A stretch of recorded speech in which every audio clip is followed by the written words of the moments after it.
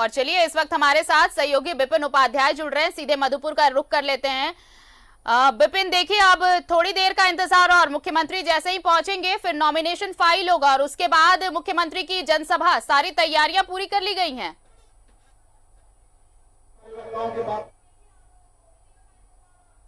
बिल्कुल, जो जानकारी मिल रही है कि मुख्यमंत्री रांची से देवघर के लिए रवाना हो चुके हैं। उनके साथ आलमगीर आलम और सत्यानंद भोक्ता भी मौजूद हैं और वहां से सीधे यहां पर इसी जहां पर ये सभा स्थल है, इसी के बगल में ये जो हेलीपैड भी बनाया गया है, वहीं पर मुख्यमंत्री का चॉपर लैंड करेगा और उसके बाद इस चुनावी सभा को संबोधित करने के लिए जो नामांकन का दिन आज निर्धारित है उसमें मुख्यमंत्री शिरकत करेंगे। और एक जो बड़ी खबर अभी मिली है कि इस नामांकन सभा के बाद मुख्यमंत्री आसाम चले जाएंगे और आसाम में कांग्रेस के पक्ष में विधानसभा चुनाव में मुख्यमंत्री को प्रचार करना। तो मैं मंच को दिखाने की कोशिश करूंगा आरती कि मंच पर इस वक्त कौन कौन मौजूद है।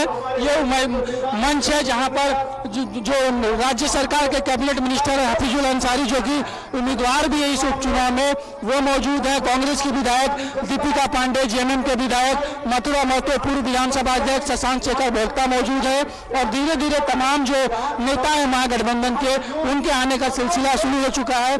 दिखाने की हम कोशिश करते हैं कि किस तरह से दाहिने तरफ जो भीड़ है, लोगों के अंदर जो उत्साह दिख रहा है, वो सभा स्थल के पास का नजारा है और पूरी तरह से ये सभा स्थल जो है यहाँ पर बड़ी संख्या में जो समर्थक है वो मौजूद हैं। और जिस तरह से कहा जाए कि इस उपचुनाव को लेकर जो ताकत राज्य की गठबंधन की सरकार ने झोंकी है, उससे ये लग रहा है कितनी गंभीरता से इस उपचुनाव में गठबंधन का उम्मीदवार मैदान में है। और ठीक उसी तरीके से जिस तरह से दुमका और बेलमो में गठबंधन ने जीत हासिल की थी, उसी तर्ज पर यहाँ भी कवायद जो है वहां से शुरू हो जाएगी उपचुनाव में फतेह हासिल करने के लिए। जी आरती। बिल्कुल, और ये सभा के लिए भी काफी संख्या में भीड़ नजर आ रही है विपिन वहां पर, और सुरक्षा के भी पुख्ता इंतजाम किए गए हैं।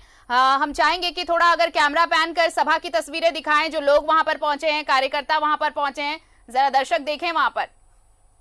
समझदार है, पिछले भी महाप्रबंधन की बैठक हुई, बहुत ही शांतिपूर्ण तरीके। देखिए आरती, इस वक्त हमारे साथ महगामा की विधायक दीपिका पांडे भी जुड़ रही हैं, उनसे जानेंगे क्योंकि संथाल की राजनीति में मधुपुर का एक महत्वपूर्ण रोल है। दीपिका जी, इस उपचुनाव में क्या वही इतिहास आप दोहराएंगे जो दुमका और बेरमो में दोहराया गया था? इस चुनाव में महागठबंधन सरकार हैट्रिक बनाने की तैयारी में है। हैट्रिक बनाते हुए ये सीट भी हम लोग जीतेंगे और आप देख रहे हैं कि मैदान कैसे खाली है हम लोगों के लिए।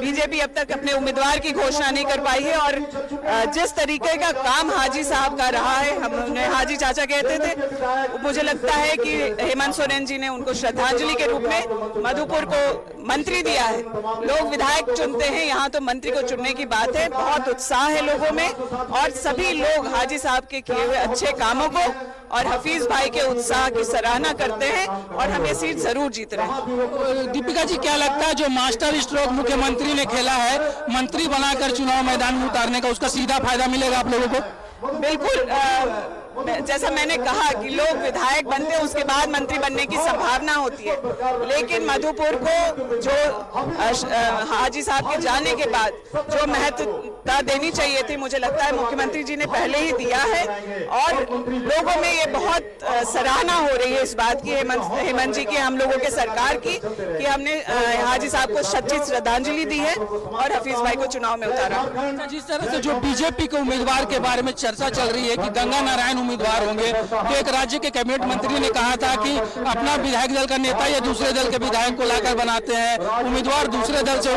नेता को लाकर बनाते हैं, तो इसका कितना फायदा होगा? देखिए, अभी तक भाजपा अपने प्रत्याशी को तय नहीं कर पाई है। इससे साफ है कि वो इस कंटेस्ट में बहुत परेशानी महसूस कर रहे हैं। यहाँ से लेकर दिल्ली तक मंथन चल रहा है कि किसको प्रत्याशी बनाया जाए। उनके अपने यहाँ से जिनको 65,000 वोट आया है, उनको प्रत्याशी न बना के गंगा नारायण जी को बनाने की चर्चा चल रही है, लेकिन उससे बीजेपी के खेमे बहुत हलचल है और पहले से ही मुझे लगता है वो हार मान चुके हैं। दीपिका जी, क्योंकि आप असम में कांग्रेस की चुनाव में महत्वपूर्ण भूमिका निभा रही है, आज मुख्यमंत्री भी यहाँ से असम जा रहे हैं, तो असम में इससे कितनी मजबूती कांग्रेस को मिलेगी? देखिए, पहले चरण के चुनाव में जो अपर असम में है, वहाँ चाय बागान के काफी सारे वोटर्स हैं।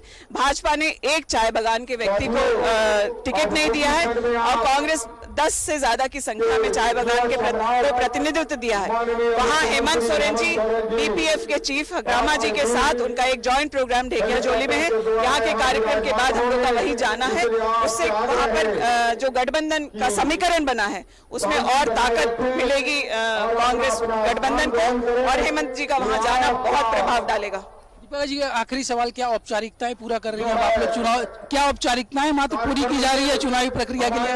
नहीं, देखिए ऐसा है कि किसी भी लड़ाई को हमें हल्का नहीं समझना चाहिए। ये बहुत गंभीर चुनाव है और जिस तरीके से डबल इंजन की फेलियर हुई है उसको फिर से ये चुनाव स्थापित करेगा। हम लोग हैट्रिक बनाने की तैयारी में। चलिए, आरती जिस तरह से दीपिका पांडे कॉन्फिडेंट नजर आ रही है कि बाई इलेक्शन में जीत की हैट्रिक यहाँ पर गठबंधन की सरकार बनाएगी, और ठीक उसी तरह का लगभग नजारा भी देखने को मिल रहा है कि जो उत्साह यहाँ पर पार्टी के कार्यकर्ता, नेता और जो बड़े चेहरे हैं उनके चेहरों पर नजर आ रही है। चलिए, अब थोड़ी देर का इंतजार और है विपिन, और भी तस्वीरें हम दिखाएंगे जब मुख्यमंत्री पहुंचेंगे नॉमिनेशन फाइल करने वक्त, जब हफीजुल नॉमिनेशन फाइल करेंगे। फिलहाल बहुत बहुत शुक्रिया विपिन, तमाम जानकारी के लिए। आपका नजर बनाए रखिए, अपडेट्स लेंगे। और हफीजुल हसन अंसारी, मंत्री हफीजुल हसन अंसारी आज नॉमिनेशन फाइल करने वाले हैं, नामांकन दाखिल करेंगे और इस दौरान मुख्यमंत्री समेत कई दिग्गज रहेंगे। और ये जो सीधी तस्वीरें हम आपको दिखा रहे हैं, ये तस्वीरें हैं